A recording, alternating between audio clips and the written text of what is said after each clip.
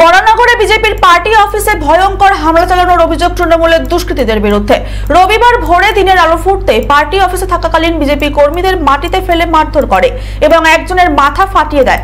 পরে তালা বন্ধ করে তাকে মৃত্যুর মুখে ঠেলে দিয়ে যায় বলে অভিযোগ। ঘটনার পরেই অভিযুক্তরা বাইরে বেরিয়ে এসে বিজেপির পোস্টার ছিঁড়ে ফেলে দেওয়ার অভিযোগও দেখা যায়। এই ঘটনায় এলাকায় স্থানীয় বাসিন্দারা ছুটে আসে, যদিও ভয়ে তাদের কেউই আহত বিজেপি কর্মীদের উদ্ধারে এগিয়ে আসেনি। ঘটনার খবর শুনে সকালে ঘটনাস্থলে ছুটে আসেন বিজেপি প্রার্থী সজল ঘোষ এবং কৌস্তব বাগচি। সজল ঘোষ দিন কটাক্ষ করে বলেন, চতুর্দিকে যদি এত উন্নয়ন হয় তাহলে ভোট লুট হবে কেন? উন্নয়নের প্রার্থীর নাম ঘোষণা করার পরে তো প্রার্থী বাড়িতে শুয়ে থাকলেও মানুষ ভোট দেবে। আসলে হতাশা করে ফেলেছে। এত কিছু করেও যদি যেটা না করা যায় তাহলে মুখ দেখাবে কি করে?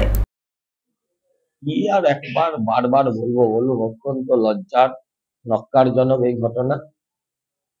পশ্চিমবঙ্গে আইনের যে শাসন নেই, পশ্চিমবঙ্গে যে গণতন্ত্র নেই। ওরা বলছিল দিদির জোয়ারে সব ভেসে যাবে। উন্নয়ন উন্নয়ন, এত উন্নয়ন হয়েছে, চতুর্দিকে উন্নয়ন, মাথা তুলে দাঁড়িয়ে আছে। যদি এতই উন্নয়ন হয়েছে বাবা, তো ভোট লুট হবে কেন?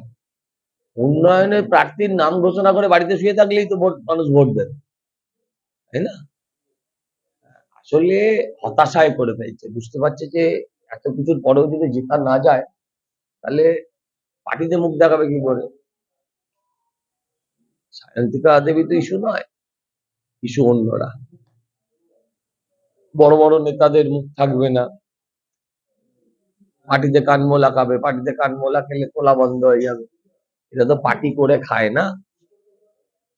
কোন প্রশাসন বলুন তো, কোন প্রশাসন? কোন প্রশাসনের কাছে যাবো?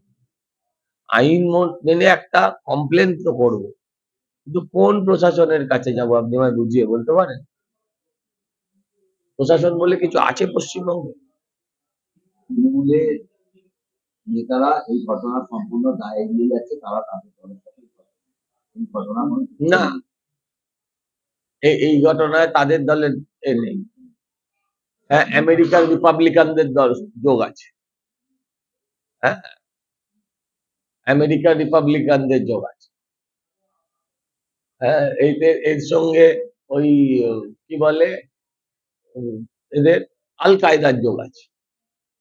এর সঙ্গে তৃণমূলের কোনো যোগ নেই, আল কায়দার যোগ আছে। আল জাজিরার যোগ আছে। আল জাজিরা তো টিভি চ্যানেল, ভুলে গেছি কি সব নাম আছে। হ্যাঁ, তাদের ISIS এর যোগ আছে। হ্যাঁ, ঠিক বলেছে, ISI এদের যোগ। সব ছবি আছে, সব ছবি দেবো। অপেক্ষা বক্সি চলছে 102 নম্বর বুথে, 63, 64, 65, 66 সব বুথে বলা হয়।